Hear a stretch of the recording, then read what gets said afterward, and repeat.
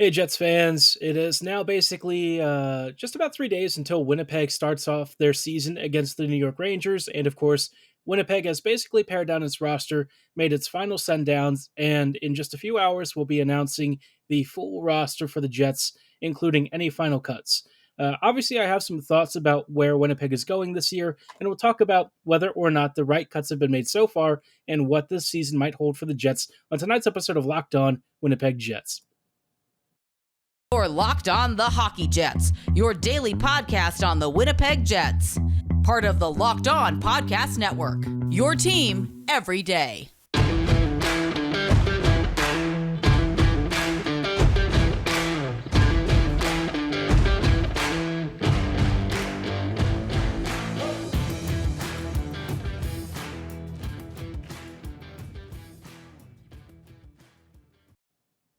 Hey friends, happy Tuesday, and welcome to this episode of Locked On Winnipeg Jets, part of the Locked On Podcast Network, your team every day. I'm your host, Harrison Lee, an avid Winnipeg Jets fan and an online blogger. You can follow me on Twitter at HLivingLoco and at LO_Winnipeg Jets. As always, thank you for making Locked On Jets your first listen of the day every day. If you like what you're hearing, be sure to like, follow, and subscribe on your favorite podcasting platform of choice, including Apple, Spotify, Google, Megaphone, Odyssey, and YouTube. Doing so is completely free of charge and ensures you never miss another episode, but most of all, we just really love and appreciate your support. On tonight's episode, obviously Winnipeg has more or less locked in the roster, including the final defender spot, though as of right now, we don't know the exact player who will be taking the spot, but we do know who won't be occupying the sixth spot as it is with a certain send-down. So we'll dive into that and ultimately some questions that I still have about the Jets as they prepare for the start of the season, because for as much as has changed for this team, there are a number of things that Winnipeg has still yet to rectify, and I don't really understand what the plan is to get this team into playoff competitive state, because if you look at this team and where it's at right now, there's not a lot of support, especially if guys start going down. Dubois missed, part of the periods from the last preseason game due to injury. He got knocked out with something with his upper body, if I recall correctly.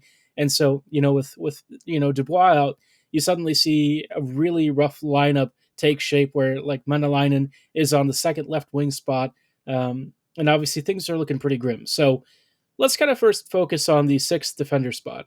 Ville Heinola has actually been sent down in place of Logan, Stanley, and Dylan Samberg. For me, I'm a little bit frustrated by this because I think Heinola probably had the best camp of all three players, though the bar is not high for this, right? I think Ville did a lot of good things. I think his last game was low event. I think he proved that if you need him to be maybe a less impactful offensive player, but still contribute defensively without making too many mistakes, I think that last game against the Flames generally did that. So, where I think the Jets have kind of maybe gone a little bit wrong here is, you've got Samberg, right? And Dylan can be a really competent two-way defender who's actually not so bad in his own end. But with the logjam on the left side that the Jets have created for themselves and the refusal to try and figure out what to do with Logan Stanley long-term, this team is kind of tying itself to the mast, and I really feel like that was kind of a mistake. Obviously, they ended up waiving Kovacevic, and he's now with the Montreal Canadiens. Good luck to him, because he's going to have a very tough assignment anchoring somewhere on that third pairing, I would think. But, for the Jets' left side, obviously Winnipeg doesn't really have a ton of open spots, and so Heinola's only option would have been to play on like the right side if Samberg was in. Stanley is also an option for the left side, but I think most people have probably understood that Logan, I don't know that he really figures into Winnipeg's plans long term, despite the fact that they're not waiving him. I suspect that Winnipeg is mostly afraid that somebody's going to claim him, and they are trying to trade him instead so that they get some kind of value out of it. But when you look at Samberg and what he's accomplished so far during camp, it's really hard to say that he's done anything more to impress the brass other than just kind of be present, right? He's got a sound defensive presence, but in other areas of the ice, I wasn't really seeing a lot from him. Offensively, I felt like his game was muted. I thought that he occasionally pinched really aggressively in the neutral zone and stuff in ways that weren't really conducive to actually cutting off the plays. He made, some big mistakes like Stanley did and Heinola as well. And so you look at the sum total of his game, and the only reason that I think he really is being considered for this position is because he can also PK. I think that is kind of the way the Jets are looking at this, is that he's like a balancing part of like the third pairing, and he can PK. But whether or not that's really worth sacrificing Heinola's offense, I'm just not super sold on it. I think Winnipeg really should have been opting for the more ambitious, higher ceiling player here, but I get it. So I think the biggest question now is, what do the Jets do about that left side? If Heinola does actually figure into the plans this year, which it does kind of seem like the Jets are thinking about when they can next call him up, well, they're going to have to do some roster juggling in order to make this happen. And this kind of, goes into a bigger question that we'll dive into in a little bit about what the Jets should do to try and fix the rest of the team, because they've got a surplus in some spots, but in others you can obviously see that there is a startling lack of depth, and that is going to be a serious issue once the Jets start facing genuine opponents who have speed, who have transitions, and really strong north-south games that can kind of stretch Winnipeg quickly. Once Winnipeg starts to face these teams, whether it's teams like Dallas or at times Vegas, even the Avs, of course, doing the same thing, it's going to be a challenge for Winnipeg to keep up, especially offensively. I think this team is going to be hard to play against. I think Bonus wants that to be the identity, but being hard to play against can only get you so far if you're just not scoring a lot of goals. So um, the Heinola news, it's not really surprising for me. Is it disappointing? Yes. Am I shocked by it? No. I think the writing was probably on the wall. And because he doesn't need waivers, of course, that is always a natural kind of push for the Jets to send kids like him down. So very frustrating, but not surprising. And I think uh, long term, it does make you wonder, does Heinola fit in anywhere in Winnipeg? I think, with the way that Chevy talked him up, the answer is yes. It's just they have to create the spot for him in order to allow him to actually play for this team. So we'll see what they do. Um, and obviously, this is going to be something that probably happens over the course of a few months. It's not going to be an immediate fix. And we'll take a look at what some options are for the Jets and how they can kind of parlay that into fixing other parts of the roster in just a little bit. Before we go any further, though, I do want to shout out our friends and partners at Built Bar. Obviously, you've heard me talk about Built Bar before if you listen to this podcast. If you don't know what I'm talking about, they are the only protein bar that's more like a candy bar, with a 100% chocolate exterior and a soft, chewy interior. I've personally had a number of different flavors from them. I always kind of like the simple ones. I love the raspberry dark chocolate. I think that's a great flavor, but they're always trying new things. They've recently come out with cookie dough chunk puff, which is like all of the greatness of cookie dough, but just none of the guilt, because cookie dough chunk puff clocks in at only 160 calories and has 15 grams of protein. So whether you need something before you head out for your workout, you're looking for maybe a breakfast meal replacement, you need a pick me up in the afternoon, whatever it is, it's suitable for every lifestyle. But if you don't love the idea of cookie dough, no problem. They've got dozens of other flavors, and they have a variety box that comes with up to 12 of those that you can choose, so you can find your own personal favorite flavor and enjoy the greatness of Built Bar that, again, tastes like a candy bar, but just doesn't have any of that guilt. If you are ready to dive in and give them a shot, go to built.com, and when you're checking out, be sure to use promo code LOCKEDON15 to get 15% off your order. Again, that is promo code LOCKEDON15 for 15% off at checkout for built.com. Hello, friends, and welcome back to this episode of Locked On Winnipeg Jets. Thank you for making Locked On Jets your first listen of the day, every day. We're taking a look now at Winnipeg as they are finalizing the last roster cuts. We talked about Heinola getting cut, which was a little bit frustrating, and obviously Winnipeg, I think they're still stuck to some bad habits and decisions that they've made previously. And while I do understand that, I think at some point the Jets are going to have to move on. And one of the ways that they could move on is to try and make some trades. Now, this team on the right side of the defense definitely has very little depth. On the left side, though, they've got tons of guys, and I think that is where we're likely to see a departure sometime in the next few months. For me, I think Logan Stanley is the very easy trade candidate. Now, here's like the kind of double-edged sword, right? Somebody usually occupies the press box in that seventh defender role. And because Stanley is cheap and because he's seen as like a draft and develop kind of guy, Winnipeg might be loath to let him go. But for me, I think Stanley has decent trade value, and Winnipeg really needs help up front. You look at this forward unit, and it's pretty thin. There's just not a lot of goal scoring ability. The second line right now might be Perfetti, Dubois, and Wheeler, which I'm not going to say that this is a bad line, but I think you're looking at a lot of passing and playmaking ability. But even when they had Kyle Connor instead of Perfetti last year and Svechnikov in place of Wheeler, that line wasn't really scoring a ton. It was mostly a team, like a unit that created a ton of goal scoring opportunities. And, Svechnikov was a nice playmaking guy who was more of a forechecking presence. KFC did KFC, but sometimes he wasn't always finding the best shooting angles or just had things saved. And Dubois can kind of do all of it, but the only elite shooter on that unit was, for the most part, KFC. So Winnipeg is now switching to a line that has even less high end shooting talent right now. Wheeler, he's past his prime at this point, and he's more of a creator than he is a goal scorer. And so it would kind of fall to Perfetti and Dubois to carry that load. And while I do think that maybe a step up this year from Perfetti could see a really big goal scoring season, you know, 20 to 25 goals for your second line elite scorer is not a ton. It's not bad, but I think the Jets are really looking for, 30 plus from that second unit. So they need a really good winger from somewhere. And I've been looking around, and obviously there's not a ton of finishers that are going to be cheap. Daniel Sprong was an option for the Jets to maybe consider, but Sprong has a lot of cosmetic issues with this game that I don't think would make Bonus happy. And so there is a player out there who I think might not help with goal scoring, but could certainly give the Jets a little bit more playmaking ability and creativity up top, uh, and really help balance out the lines. Because I think that's one issue that the Jets are going to face is a really top heavy unit. And Puya we've talked about before, but I really feel like if you were to swap Stanley for Puya this kind of helps both teams. The Oilers think they're getting a solid top six defender.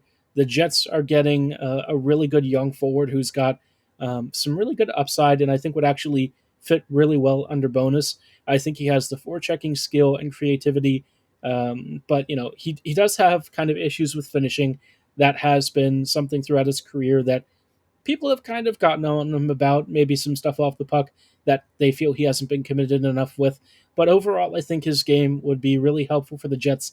I think he'd bring a lot of transition skill. Ehlers right now is the only one who can kind of do that stuff consistently, and so it would be nice if Puyarvi could be a really big transition monster, somebody with a big frame, and he's actually just great on the puck. He'll dive into the slot, he can attack all sorts of different angles and create good goal scoring opportunities. And so I think for me, Stanley for Puyarvi would make a lot of sense. Brenton Dillon, I could also see getting moved because he does also come with a pretty significant cap hit. My only question is if you move Dillon off that unit, right? Suddenly you need a partner for Pionk, and there aren't many players that I think really work well. I would not be doing Samberg Pionk because I think Samberg is a bit too passive for that. I think Dillon is generally pretty aggressive.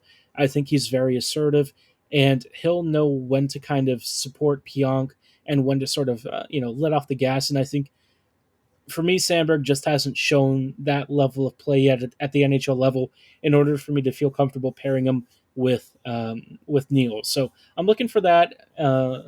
I think Dillon, again, if the Jets want to make the playoffs, he's probably not the guy.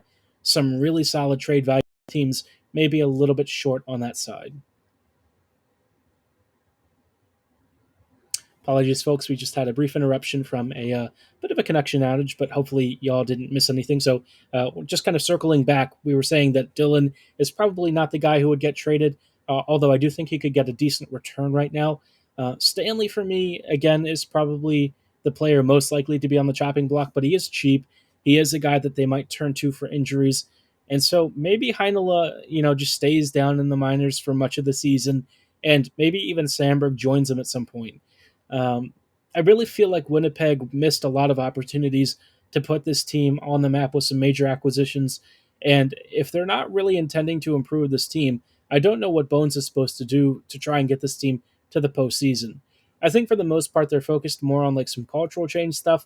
But if they actually are serious about getting past the first round or even the wild card, obviously it takes a lot more than what we're seeing because this team, stacked up against the rest of the Central, it's just mediocre. So, very middle of the pack, and I'm kind of wondering what the long term objective is. Now, the Jets did make one other acquisition earlier yesterday that was kind of strange. We'll talk about what this player brings and what it kind of says about Winnipeg's strategy so far that I'm not really sure I agree with. We'll talk about why I think the strategy is flawed and what it might mean for a lot of the guys on the Moose who are still trying to find their way up to the big leagues. Hello, friends, and welcome back to these closing thoughts on tonight's episode of Locked On Winnipeg Jets. We're taking a look at, of course, Winnipeg's upcoming season, and the Jets are trying to finalize some roster things, make some last-minute additions, maybe make a few extra cuts. And one of the additions that they've made that kind of came out of nowhere was claiming Axel Janssen-Fjallby from the Washington Capitals. And Janssen Fjallby is kind of one of those players that I've seen a little bit before just because I live near DC. So I've seen Caps hockey. I haven't actually gotten a chance to see him with the Bears, though I've gone to some Bears games myself. And from what I understand, Janssen Fjallby is kind of one of those forechecking power forward types. The only problem with him is that he has like really limited upside. Janssen Fjallby is kind of one of those players who he's more of an energy fourth liner type, which from what Bonus was describing is what they're looking for on like the fourth line. And he does have familiarity with I think Scott Arniel having worked on I guess some like PK stuff with Arniel before. But I just look at Axel and I feel like here's a guy who comes in with some, genuine skill, but he's going to block a roster spot for some of the other players internally that Winnipeg could be offering a spot to instead. I'm looking at Christian Reichel, for instance, a guy who has demonstrated some real growth, somebody who actually has untapped NHL skill, and, he's been trying to fight for an NHL spot for a couple of seasons now. He probably should have had a chance, maybe, this season or even last with a little bit more time. He did finally get his break for a couple of games towards the end of last year, but players like him who are sort of on that fringe who could actually join the Jets internally are instead finding themselves competing with outsiders. And while I don't necessarily hate competition, I just feel like unless a player is bringing in like a ton of underrated skill, maybe like a Sonny Milano or something, what is the point of claiming Janssen Fjallby? Here's a guy who's just going to occupy another roster spot and block one of your more talented players from down below from actually getting a chance to show off what they can do and contribute positively. If you're really serious about drafting and developing, then why go outside the organization when you can have some guys fill in your depth roles? And I guess the only thing is maybe they're worried about plundering the Moose a little bit too much, but that wasn't really a concern previously. And so I don't really understand it. And moreover, I just feel like the Jets do this a lot where they create log jams for themselves, and it's not always clear that it's necessary. I think Winnipeg hasn't really made an easy path for players who have been drafted and developed, who have proven themselves at lower pro levels and are maybe ready for the next step. Well, where are you actually going to make that next step to? Because the Jets don't really have many openings. Usually it's like one or two spots here and there at most, and that's on a good day. So Winnipeg really has to get better about leaving roster opportunities for young talent. I think the Jets have kind of gotten into the state where they're complacent with guys who they're comfortable with at a like a familiarity level, but I just want them to be willing to take more risks and give players a genuine chance to compete for spots because this team coming into the season is probably not going to be that good. So why focus on defensive efforts, forechecking and stuff when you really need goal scoring talent and elite ability? This is something that the Jets, for some reason, have kind of shied away from, and they kind of need to return to it, especially as the rest of the league continues to be an arms race and the Jets are kind of falling behind. But I'd be curious to know your thoughts on this. Be sure to let me know at HLivingLoco and at LO_Winnipeg Jets on Twitter. Um, Obviously, this is an ongoing debate and something that the Jets have to answer for themselves at some point. It kind of ties into the longer and overarching question of what exactly is Winnipeg's future vision, because we're still trying to figure it out. We don't know yet. The Jets don't seem to know. And at some point, they're going to have to be transparent because fans are getting tired of waiting for something that's not coming anytime soon. But we're still at the mercy of the front office. That's just the way it is as fans. But hopefully they have something a little bit more exciting than just claiming fourth liners for the foreseeable future. But I'm not going to rant about it. I've already talked about this stuff before. You know my personal thoughts. I want to get your thoughts. Let me know in the comments below, or again on my social medias on Twitter. But for tonight's episode, that is going to be all the time that we have. Thank you so much for making Locked On Jets your first listen of the day every day. Tomorrow, the Jets are supposed to announce their final roster stuff, so probably on Wednesday we'll have an episode detailing any changes, any surprises, maybe some transaction stuff that happens. I'm not expecting a lot, but you never know. Maybe something big happens. Anyways, though, be sure to stay tuned for that. And while you're at it, be sure to also make your second listen Locked On NHL. Our experts give you a daily 30-minute podcast on all things NHL all year long. It's free to subscribe on all your favorite podcasting platforms, so like, follow, and subscribe right now. And as always, thanks for listening. Have a great night, and go Jets go.